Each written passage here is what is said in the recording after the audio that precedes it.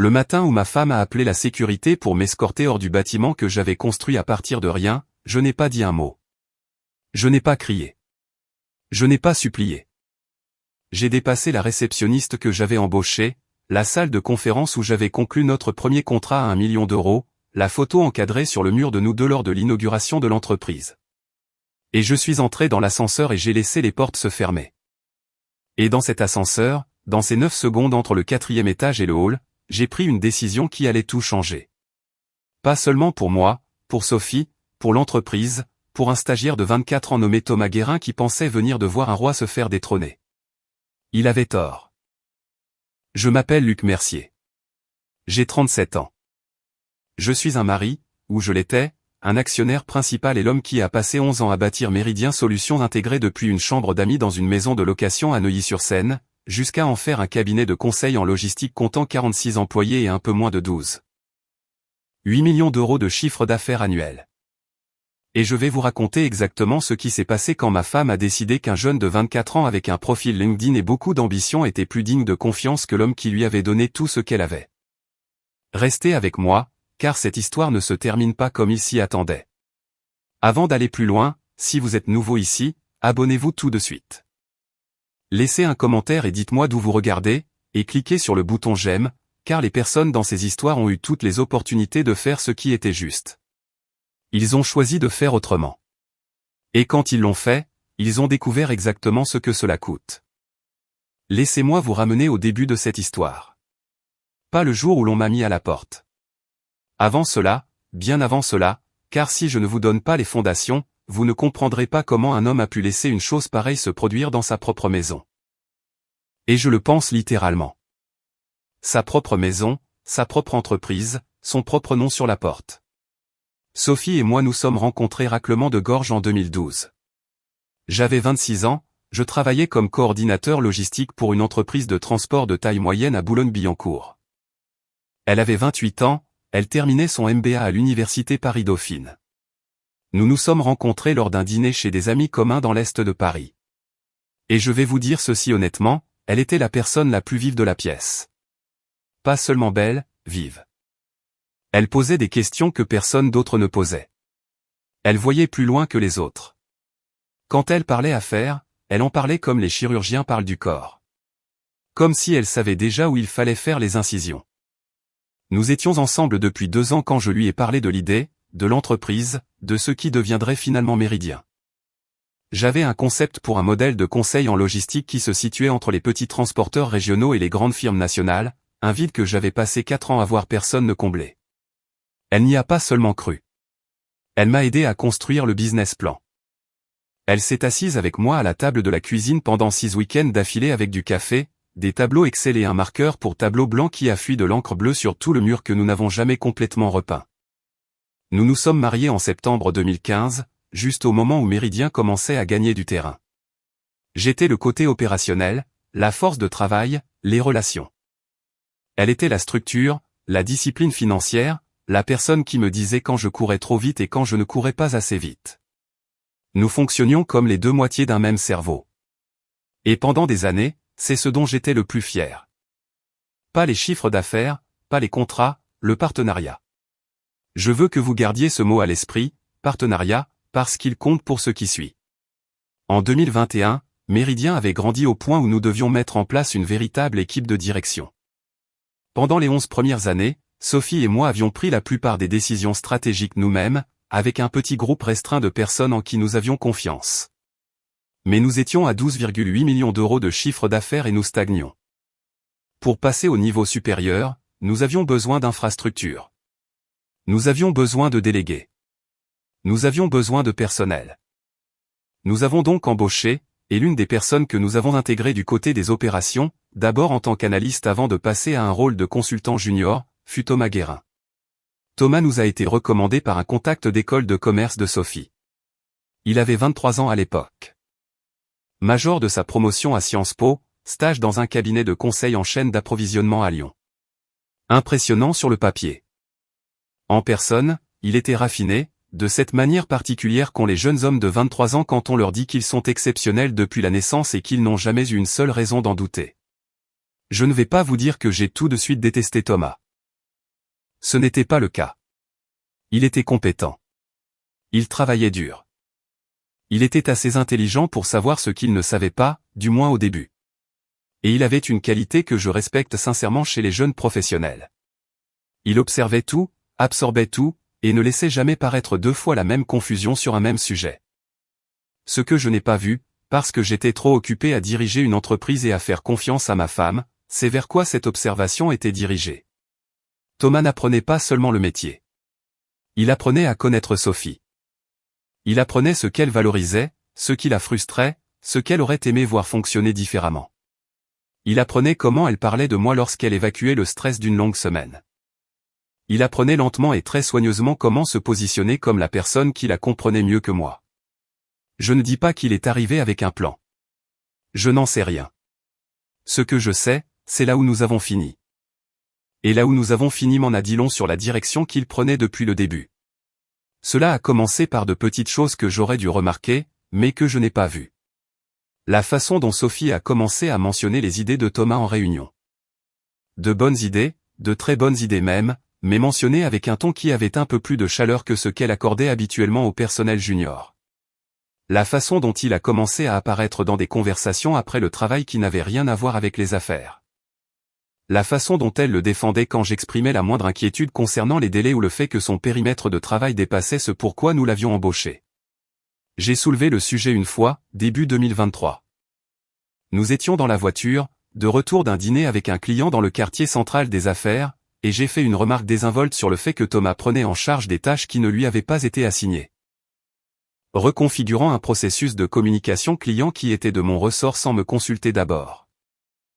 Sophie a dit qu'il faisait preuve d'initiative. J'ai répondu que l'initiative c'était bien, mais qu'il devait respecter la chaîne hiérarchique. Elle est restée silencieuse un instant. Puis elle a dit, « Tu sais quel est ton problème, Luc ? Tu n'aimes pas quand quelqu'un de plus jeune que toi est meilleur que toi dans un domaine. » Je n'ai rien répondu. J'aurais dû. Au lieu de cela, j'ai mis ça sur le compte du stress, d'une longue semaine, d'un dîner client difficile, et j'ai laissé couler. Avec le recul, ce fut le moment clé. Le moment où j'aurais dû comprendre que quelque chose avait basculé, que l'axe sur lequel nous opérions depuis 11 ans s'était déplacé, et je n'avais pas senti ce mouvement parce que je regardais les mauvais instruments. J'ai continué à diriger l'entreprise. J'ai continué à conclure des contrats. J'ai continué à être Luc Mercier, l'homme qui avait bâti Méridien. Et quelque part dans cette confiance, j'ai raté le fait que ma femme avait commencé à écouter quelqu'un d'autre plus qu'elle ne m'écoutait moi. La semaine où tout a éclaté était la 3e semaine d'avril, il y a environ 8 mois. J'étais en pleine renégociation de contrat avec un client de distribution que nous avions depuis 6 ans, Transport Armand à Bordeaux. Un bon client, un compte substantiel, mais il traversait une transition de direction, et le nouveau directeur des opérations, un homme nommé Denis Évrard, était arrivé en voulant tout renégocier pour asseoir son autorité. Une démonstration de force classique. Je l'avais déjà vu faire. Cela nécessitait de la patience, de la documentation et le type de navigation relationnelle prudente qui avait toujours été ma force. Thomas était impliqué de façon périphérique sur le compte. Il avait fait un travail d'analyse sur notre structure de service pour eux. Quand j'ai demandé à Sophie de le tenir à l'écart de la boucle active des négociations pendant que je gérais Évrard directement, elle a accepté. Ou plutôt, elle a dit qu'elle acceptait. Ce qui s'est réellement passé, c'est que Thomas a rédigé un mémo, un document détaillé de 11 pages recommandant une restructuration de notre offre de service pour Transport Armand qui, si elle était mise en œuvre, aurait réduit notre marge sur ce compte de 22% en échange d'une durée de contrat plus longue. Il l'a envoyé directement à Sophie, pas à moi, à elle. Et elle l'a transféré à Évrard sans m'en parler. Je l'ai découvert quand Évrard l'a mentionné avec désinvolture lors d'un appel, supposant que je l'avais envoyé. Il a dit, « La proposition de votre équipe est intéressante. Pouvez-vous m'expliquer le calcul de la marge à la page 7 ?» Je n'avais jamais vu la page 7. Je n'avais jamais vu aucune page. J'ai géré l'appel, j'ai raccroché, j'ai appelé Sophie immédiatement, et je lui ai demandé d'expliquer ce qui s'était passé. Ce qui a suivi n'a pas été la conversation à laquelle je m'attendais. Elle m'a dit que l'analyse de Thomas était solide. Elle a dit qu'elle l'avait examinée et pensait qu'elle offrait une stratégie alternative viable qui valait la peine d'être vue par Évrard. Elle a dit qu'elle avait l'autorité, en tant que cofondatrice et copropriétaire, de partager des informations avec notre propre client. Tout cela était techniquement vrai. Rien de tout cela ne justifiait le fait qu'elle avait sapé une négociation active que je dirigeais, partagé un document que je n'avais pas approuvé avec un client sans me le dire, et qu'elle l'avait fait parce qu'un jeune de 24 ans l'avait convaincu que c'était une bonne idée. J'ai dit, Sophie, pourquoi ne me l'as-tu pas dit? Elle a répondu, parce que tu l'aurais rejeté sans le lire. J'ai dit, ce n'est pas une réponse. C'est une excuse pour m'avoir contourné. Elle a répondu, peut-être que te contourner est parfois nécessaire, Luc. Peut-être que tu as pris des décisions pour cette entreprise comme si elle n'était qu'à toi. Cette phrase, je veux que vous vous arrêtiez sur cette phrase un instant. C'est l'entreprise que nous avions bâtie ensemble. Je l'avais lancée. Elle avait aidé à la construire. Nos noms étaient sur tout. Et d'une manière ou d'une autre, au cours de l'année précédente, quelqu'un avait planté dans son esprit l'idée que mon entreprise était devenue mon entreprise d'une manière qui l'excluait. Alors que la vérité, c'est que si quelqu'un avait consolidé son autorité discrètement et soigneusement, c'était Thomas Guérin. Je ne sais pas combien de temps cette conversation aurait duré parce que nous avons été interrompus par quelqu'un qui a frappé à la porte de son bureau. Thomas, qui demandait si elle était disponible pour un point rapide. Elle lui a dit oui. Elle m'a regardé et a dit, on peut finir ça plus tard? Je suis sorti. Ce qui s'est passé au cours des 4 jours suivants était le genre de choses que je n'aurais pas cru si quelqu'un me l'avait raconté 2 ans plus tôt. Thomas est allé voir Sophie avec un document, pas un mémo, un véritable document formaté avec des en-têtes de section, des puces et une conclusion. Il prétendait que j'avais créé un environnement de travail hostile pour le personnel junior, que j'avais régulièrement rejeté les idées de personnes en dessous d'un certain niveau d'ancienneté, que j'avais, à 2 occasions spécifiques, cité des dates. Fait des déclarations aux employés qu'il qualifiait de dégradantes et inappropriées. Je veux être très clair sur ce qu'étaient ces 2 occasions. La première était une session de planification du 3e trimestre où j'avais dit à une analyste junior que ses projections étaient trop optimistes et devaient être retravaillées. C'était vrai, elle l'était. La seconde était une réunion d'équipe où j'ai dit directement à Thomas que la situation de transport Armand n'était pas un compte sur lequel il devait conseiller sans mon autorisation. Thomas avait pris 2 moments de retour professionnels ordinaires et les avait reconditionnés comme un schéma d'inconduite. Et Sophie a lu ce document et y a cru. Elle m'a convoqué dans son bureau un jeudi matin, s'est assise en face de moi, au bureau que nous avions acheté ensemble pour cet espace dans l'entreprise que nous avions construite ensemble, dans la ville où nous avions passé 11 ans de notre vie. Elle a dit, j'ai examiné certaines préoccupations qui ont été portées à mon attention. J'ai dit, quelles préoccupations? Elle a répondu, il y a des cas documentés de comportements qui créent un environnement négatif pour notre équipe. Étant donné ton rôle et la dynamique de pouvoir impliqué, je pense que nous devons prendre cela au sérieux. J'ai dit, Sophie, tu me parles comme si j'étais un employé sur lequel tu enquêtes. Qui t'a fait part de ces préoccupations? Elle ne voulait pas répondre directement. Elle n'en avait pas besoin. Je le savais déjà. Je lui ai demandé si elle avait parlé à l'un des employés cités par Thomas. L'analyste de la réunion du 3e trimestre, les 2 autres personnes mentionnées dans le document. Elle a dit qu'elle avait examiné des déclarations écrites. J'ai dit, des déclarations écrites fournies par Thomas. Elle a répondu, il ne s'agit pas de Thomas. J'ai dit, alors pourquoi ce document se lit-il comme s'il avait été écrit par un jeune de 24 ans qui s'est fait recadrer sur un compte client et a décidé d'en faire une affaire personnelle? Sophie s'est levée, et quand elle s'est levée, son visage avait une expression que je n'avais jamais vue en 11 ans. Froide, décidée, résolue. Elle a dit, j'ai besoin que tu prennes du temps loin du bureau, Luc. Quelques semaines minimum. Nous allons faire appel à un consultant RH externe pour examiner la situation, et jusqu'à ce que ce soit terminé, je pense qu'il est préférable pour tout le monde que tu travailles à distance. J'ai dit, je suis l'un des principaux actionnaires de cette entreprise. Elle a dit, je sais, et cette décision est prise dans l'intérêt de l'entreprise.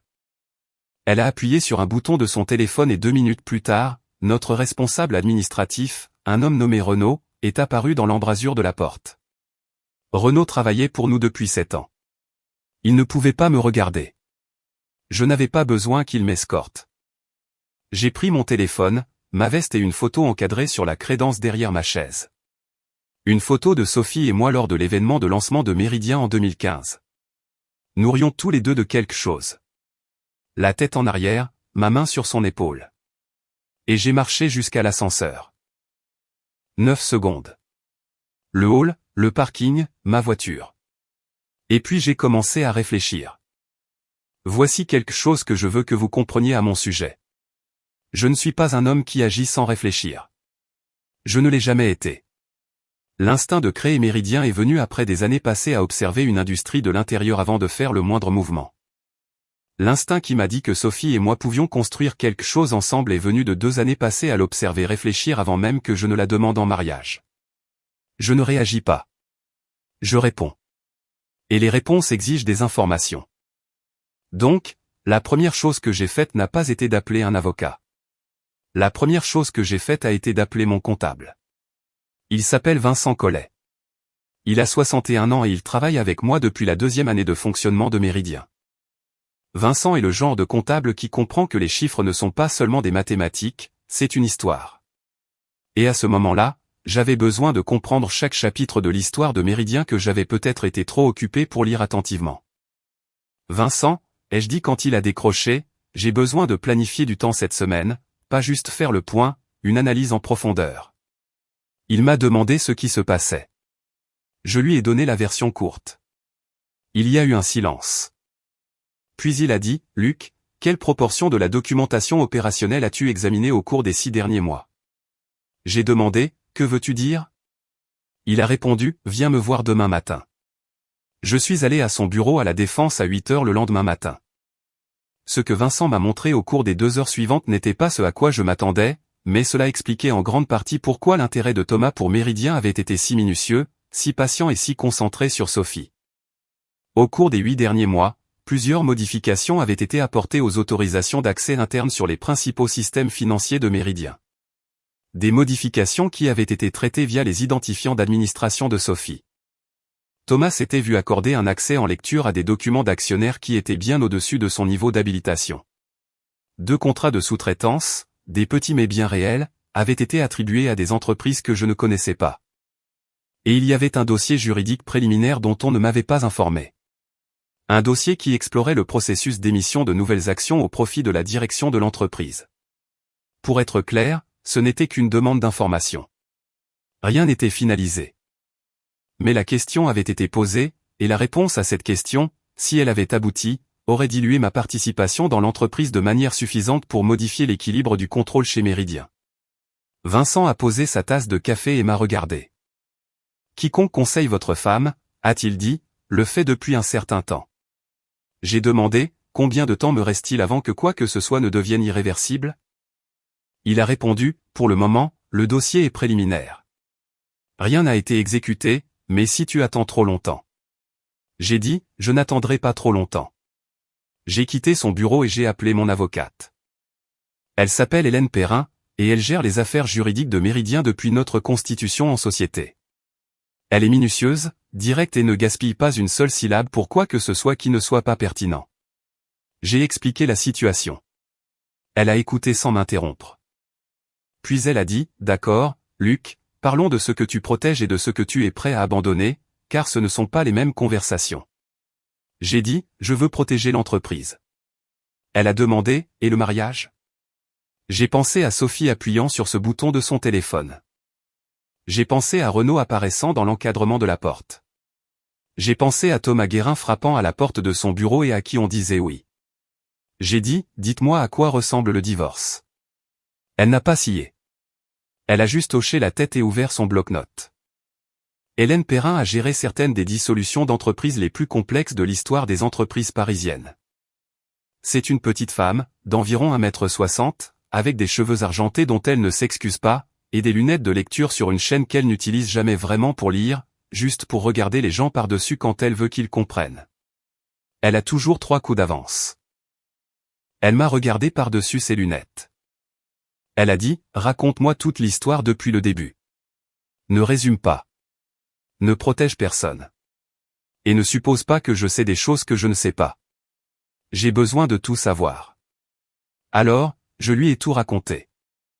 Et pendant que je parlais, elle écrivait, pas frénétiquement, méthodiquement, de la manière dont quelqu'un écrit quand il n'essaie pas de capturer des informations, mais diriger une architecture. Quand j'ai terminé, elle a posé son stylo et a dit, bon, la bonne nouvelle, c'est que vos protections d'actionnaires sont très solides en vertu de vos statuts fondateurs. La clause de rachat est bien rédigée.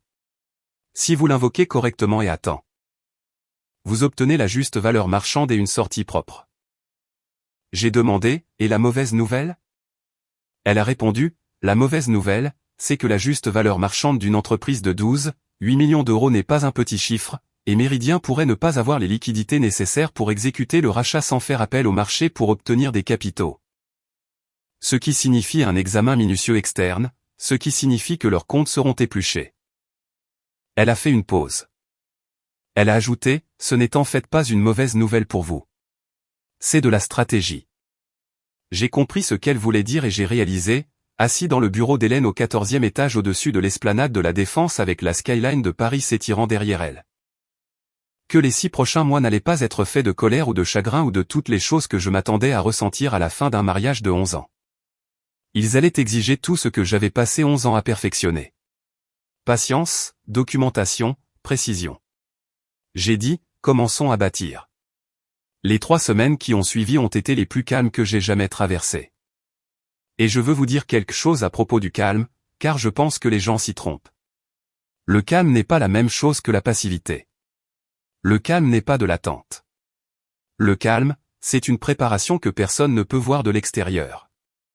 Quand vous regardez un homme qui a été poussé hors de son propre bâtiment et qu'il ne fait pas de bruit à ce sujet. Il ne publie rien sur les réseaux sociaux. Il n'appelle pas des amis communs pour donner sa version des faits. Il ne se pointe pas au bureau pour exiger des réponses. Quand vous voyez un homme ne faire aucune de ces choses, il n'y a que 2 possibilités. Soit il est brisé, soit il construit. Je n'étais pas brisé. Sophie m'a envoyé 2 SMS pendant cette période. Le premier pour me demander comment j'allais. Le second pour me demander si j'avais eu le temps de réfléchir et si j'étais prêt à parler d'un retour au bureau dans une capacité structurée. Cette expression, capacité structurée, comme si j'étais un contractuel qu'on ramenait à l'essai dans son propre bâtiment. J'ai répondu aux 2 textos de la même manière, brièvement et sans agressivité. J'allais bien. J'avais besoin de plus de temps. Ce que je faisais réellement pendant ces 3 semaines, c'était ceci. Hélène montait un dossier sur les droits des actionnaires qui établissait clairement et preuve à l'appui que la demande d'émission d'actions avait été faite sans ma connaissance ou mon consentement, ce qui, selon nos accords fondateurs, constituait une violation matérielle. Vincent avait retracé les contrats des fournisseurs et découvert que l'un d'eux avait un lien avec un cabinet de conseil que Thomas avait précédemment cité comme référence sur son CV. Pas illégal en apparence, mais profondément problématique en tant que schéma, et profondément utile en tant que preuve documentaire. Pendant ces 3 semaines, j'ai également eu des conversations avec 4 des principaux clients de Méridien. Pas à propos de tout cela, juste des appels relationnels, le genre d'appels que je passais régulièrement de toute façon. Mais je me suis assuré que ces clients savaient qui j'étais, quel avait été mon rôle dans le développement de leur compte, et que j'étais toujours très impliqué dans l'avenir de l'entreprise. J'ai besoin que vous compreniez pourquoi cela est important.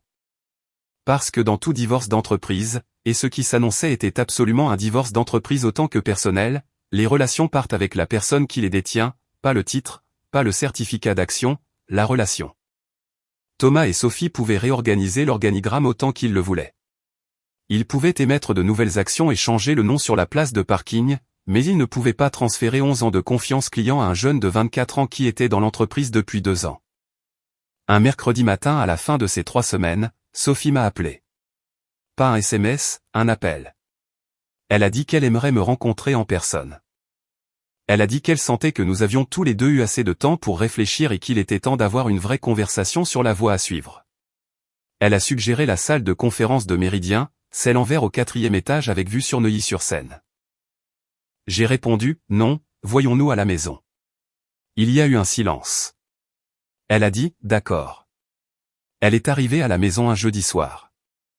Notre maison, celle que nous avions achetée ensemble en 2017 à Saint-Cloud, avec ses briques, ses parquets et un jardin qui avait encore le brasero que nous avions construit nous-mêmes pendant la pandémie parce que nous avions besoin de faire quelque chose de nos mains pendant que le monde s'effondrait. J'avais nettoyé la maison ce matin-là, pas pour elle, pour moi. Parce que j'avais besoin que l'environnement dans lequel je me tenais soit clair, ordonné et sous contrôle. J'ai préparé du café. J'ai posé 2 tasses sur le comptoir, puis je les ai déplacées parce que je ne voulais pas que la réunion ait un côté domestique. Je voulais qu'elle ressemble exactement à ce qu'elle était, une conversation d'affaires avec des implications financières et juridiques importantes. J'ai aussi, et je n'ai pas honte de le dire, appelé mon frère Damien avant qu'elle n'arrive. Damien a 41 ans, dirige une entreprise de construction à Marseille, et c'est le genre d'homme qui ne dit pas grand-chose à moins que ce qu'il dise ne soit la chose juste. Je lui ai dit ce que j'étais sur le point de faire. Il a écouté. Et quand j'ai fini, il a demandé, « T'es prêt ?»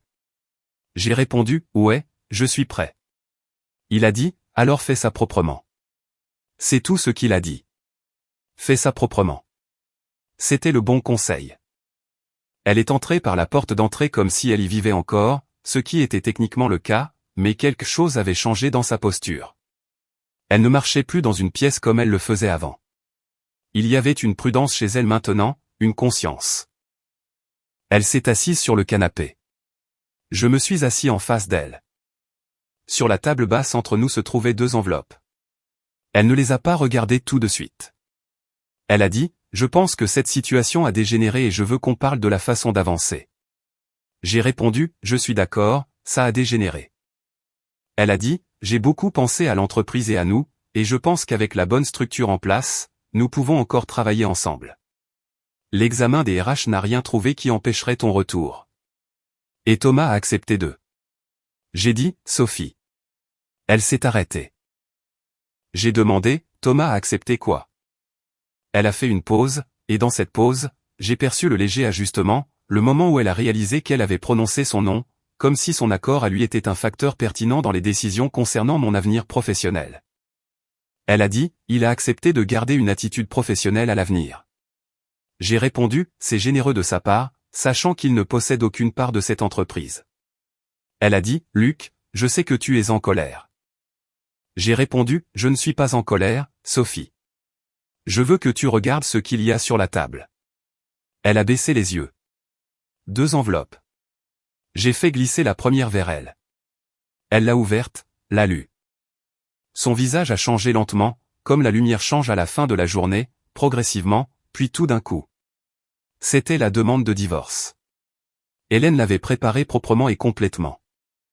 Les motifs, le partage des biens, le protocole de séparation des actionnaires, tout était documenté, tout était équitable selon le droit français, et rien de plus que cela. Sophie l'a reposé. Elle n'a pas parlé pendant un long moment. J'ai fait glisser la 2e enveloppe. Elle l'a ouverte. C'était ma démission en tant que directeur des opérations de Méridien Solutions Intégrées, effective dans 90 jours, ainsi qu'un avis formel d'intention d'invoquer ma clause de rachat d'actions. Une clause qui figurait dans notre document fondateur depuis le début, rédigé pour exactement ce genre de scénario, qui obligeait l'entreprise à racheter ma participation principale à la juste valeur du marché dans les 6 mois. Sophie a levé les yeux. Sa voix, quand elle a fini par l'utiliser, était différente. Quelque chose s'était brisé. Elle a dit, « Luc, qu'est-ce que tu fais ?» J'ai répondu, « Je gère la situation. » Elle a dit, « Si tu invoques le rachat, tu sais ce que ça fait à notre trésorerie. On ne peut pas absorber ça en ce moment. Nous sommes au milieu d'eux. » J'ai dit, « Je sais exactement où vous en êtes financièrement. » Vincent m'a aidé à comprendre cela très clairement. Elle a dit, « Vincent t'a donné nos données financières. » J'ai répondu, « Vincent est mon comptable, Sophie. Il a toujours été mon comptable. Tu as commencé à faire appel à lui par mon intermédiaire. » Elle s'est levée. Elle a pris les 2 enveloppes et les a reposées. Puis elle s'est dirigée vers la fenêtre et a regardé le jardin, le brasero, l'endroit où nous avions passé une centaine de soirées. Et elle est restée là pendant un long moment. Elle s'est retournée. Elle a demandé, « Est-ce à cause de Thomas ?» J'ai répondu, « C'est à cause de beaucoup de choses.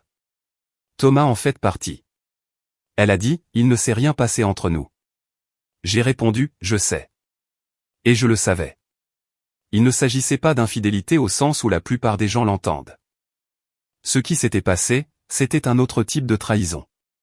Plus lent, plus délibéré, plus difficile à nommer, mais plus facile à documenter. Elle avait permis à quelqu'un de s'immiscer entre elle et son jugement sur qui j'étais. Et elle avait pris une décision concernant mon avenir professionnel sur la base d'un document rédigé par un homme ayant un motif personnel évident, sans me poser une seule question sur la véracité de tout cela. Elle a dit, « Luc, je t'en prie, on peut arranger ça. Nous avons construit tout ça ensemble. J'ai dit, en effet. Elle a répondu, alors ne fais pas ça. Et je veux que vous compreniez que ce fut le moment le plus difficile. Pas la marche vers l'ascenseur. Pas la réunion avec Vincent où j'ai vu la demande pour les actions. Ce moment-là. Ma femme, debout dans notre maison, me demandant de ne pas faire ce qui devait être fait. J'ai dit, tu as appelé la sécurité, Sophie. Tu as remis mon avenir dans cette entreprise entre les mains de l'opinion d'un employé junior sans me demander si quelque chose de tout ça était vrai. Tu as appuyé sur un bouton et tu as envoyé Renaud à la porte de mon bureau. Elle n'a rien répondu. J'ai ajouté, je ne suis pas l'homme qu'on a mis à la porte.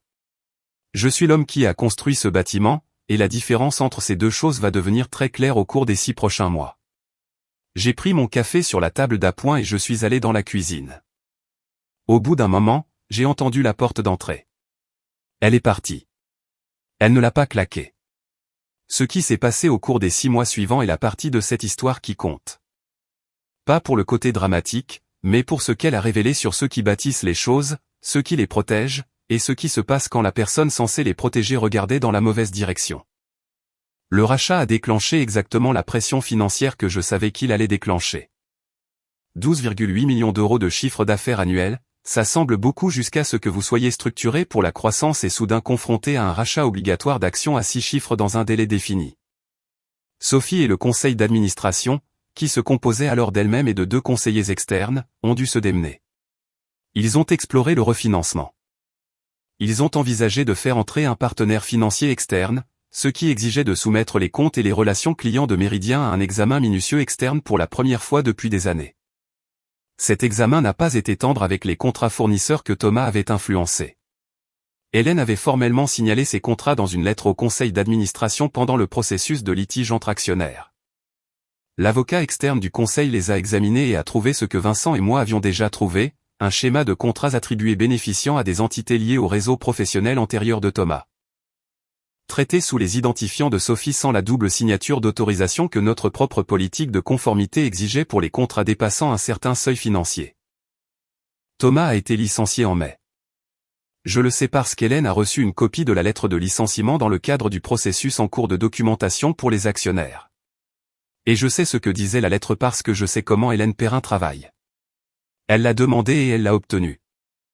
La lettre de licenciement citait une violation de la politique de l'entreprise, une utilisation non autorisée d'accès administratif et un conflit d'intérêts. C'était 4 paragraphes. Je l'ai lu 2 fois. Puis je l'ai mise dans un dossier et je n'ai plus repensé à Thomas Guérin pendant très longtemps. Parce que Thomas n'était pas la vraie histoire. Il était l'instrument. La véritable histoire, c'était ce qui est arrivé à Méridien une fois que les personnes responsables de sa gestion ont dû le faire sans le manipulateur ni l'homme qu'ils avaient évincé. En juin, 2 de nos 4 plus gros comptes clients avaient entamé des conversations sur leurs engagements futurs. Je le sais, non pas parce qu'on me l'a dit directement. J'étais dans ma période de préavis de 90 jours. Toujours techniquement directeur des opérations, mais entièrement retiré de l'opérationnel. Mais parce que ces clients m'ont appelé personnellement sur mon téléphone portable, numéro qu'ils avaient depuis des années. L'un d'eux, un partenaire 3PL régional avec qui nous travaillons depuis 2018 depuis leur bureau de Lyon, m'a dit quelque chose auquel j'ai pensé presque chaque jour depuis. Il a dit, « Luc, je suis dans cette industrie depuis 30 ans.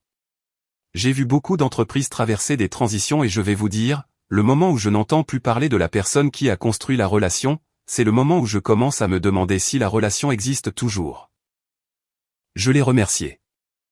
Je lui ai dit que je naviguais dans une transition et que je le contacterais pour le prochain chapitre.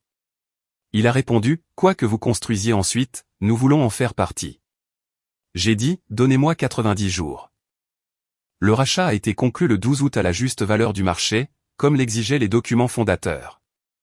Hélène s'était assurée que l'évaluation soit nette, à jour et juridiquement incontestable. J'ai reçu un virement bancaire ce matin-là, assis dans mon appartement. J'avais quitté la maison en juin pour m'installer dans le Marais. Une rue calme, une belle lumière, 2 chambres. Et je suis resté là, avec mon téléphone à la main, à regarder un chiffre qui représentait 11 ans de ma vie. Et je me sentais sincèrement bien. Pas parce que c'était fini, mais parce que ça commençait. Parce que pour la première fois en 3 ans, je n'avais pas à composer avec les priorités changeantes de quelqu'un d'autre ou à défendre la qualité de mon propre caractère face à des personnes qui avaient déjà décidé de ce qu'elles pensaient de moi. J'étais juste un homme avec du capital, des relations et 11 ans de connaissances opérationnelles sur la façon exacte dont fonctionnait le conseil en logistique et sur les lacunes qui existaient encore. J'ai appelé Vincent ce matin-là. J'ai dit, parlons de la nouvelle entreprise. Il a répondu, j'attendais cet appel. La nouvelle entreprise s'appelle Horizon Logistique Conseil. Nous nous sommes constitués en société en septembre. Nous avons un bureau dans le 11e arrondissement de Paris. Un espace modeste avec du cachet et une salle de conférence qui n'a pas besoin d'être impressionnante, car le travail le sera. Au cours de nos 60 premiers jours, nous avons signé des contrats avec 3 clients, dont 2 étaient d'anciens comptes de Méridien qui avaient discrètement attendu la fin de la période de transition avant de faire leur choix. J'ai embauché 4 personnes, 3 d'entre elles avaient travaillé chez Méridien. Elles m'ont appelé. Je ne les ai pas recrutées. Elles ont pris contact par le biais du réseau que nous avions bâti ensemble et elles ont dit essentiellement ce que le client de Lyon m'avait dit. Elles voulaient travailler avec la personne qui avait construit l'édifice, pas avec le bâtiment. Sophie et moi avons finalisé le divorce en octobre. Le droit français, dans la plupart des cas, exige un certain délai avant qu'un divorce ne puisse être finalisé. Le nôtre a été prononcé par consentement mutuel. Pas parce que nous étions d'accord sur tout. Nous ne l'étions pas au début. Mais parce qu'Hélène avait rendu la position si claire qu'une contestation aurait coûté plus cher en frais d'avocat qu'elle n'en valait la peine en résultat. La maison a été vendue, les biens ont été répartis proprement et équitablement, comme ils devaient l'être. Sophie a conservé sa part de ce qui restait de Méridien. J'ai conservé les fruits de mon rachat, mes relations clients et les 11 années de connaissances qu'aucun certificat d'action ne peut transférer. Je ne sais pas à quoi ressemble Méridien aujourd'hui de l'intérieur. Je sais à quoi elle ressemble de l'extérieur. Une entreprise qui est plus petite qu'il y a un an, plus silencieuse sur le marché qu'elle ne l'était, avec une équipe de direction qui travaille dur pour établir une crédibilité qui était autrefois ambiante et présumée. J'espère qu'ils réussiront. Je le pense en toute sincérité. Il y a de bonnes personnes là-bas qui méritent que l'entreprise réussisse. Mais je vais vous dire ce que je sais des entreprises. Je sais qu'une entreprise n'est pas son logo ou son bail commercial ou ses statuts. Une entreprise, c'est la confiance accumulée que des personnes spécifiques ont bâtie avec d'autres personnes spécifiques au fil d'années de comportements fiables. Et quand vous retirez la personne qui a construit cette confiance, vous n'héritez pas de la confiance, vous héritez de l'adresse. Horizon Logistique a 11 semaines au moment où j'enregistre ceci. Nous avons 6 employés. Nous avons 4 contrats actifs, dont 3 se situent déjà dans la fourchette de ce qui aurait été considéré comme des comptes importants chez Méridien à ses débuts. Nous n'en sommes pas encore à 12,8 millions d'euros par an. Nous y arriverons, non pas parce que j'ai besoin de prouver quoi que ce soit, mais parce que c'est ce que je fais. C'est ce que j'ai toujours fait. Les gens me demandent parfois ce que j'aurais fait différemment. Si je pouvais retourner en avril, à ce jeudi matin dans le bureau de Sophie, au moment juste avant qu'elle n'appuie sur le bouton et que Renaud n'apparaisse dans l'encadrement de la porte, qu'est-ce que je ferais? Et la réponse honnête est rien. Je ne dis pas ça par obstination. Je le dis parce que je pense que tout ce qui s'est passé devait se passer exactement comme ça s'est passé pour que je puisse voir clair. Quand vous êtes à l'intérieur d'une chose, vous ne pouvez pas toujours la voir. J'avais été à l'intérieur de Méridien pendant 11 ans, à l'intérieur de mon mariage pendant presque aussi longtemps. Et j'étais tellement occupé à diriger, à construire et à tout maintenir ensemble que j'avais arrêté de regarder le sol sous mes propres pieds. Thomas n'a pas franchi la porte d'entrée et n'a rien pris. Il a franchi une porte que j'avais cessé de garder parce que je supposais que personne n'aurait jamais besoin de le faire. J'avais tort sur ce point. Et la conséquence de cette erreur, ça a été une marche jusqu'à un ascenseur et 9 secondes de silence. Et ces 9 secondes ont été les 9 secondes les plus clarifiantes de ma vie professionnelle. Parce que pendant ces 9 secondes, je n'ai pas ressenti de rage. J'ai ressenti l'avenir. Je sentais exactement où j'allais et exactement ce que j'allais construire. J'ai ressenti la clarté qui ne vient que lorsque tout ce qui est compliqué a été dépouillé. Et tout ce qu'il vous reste, ce sont vos propres capacités et vos propres choix. Je m'appelle Luc Mercier. J'ai 37 ans. Je dirige Horizon Logistique Conseil depuis le 11e arrondissement de Paris. Et l'homme qui pensait pouvoir me faire expulser de mon propre bâtiment a oublié une chose. On peut changer les serrures. On ne peut pas changer qui a construit le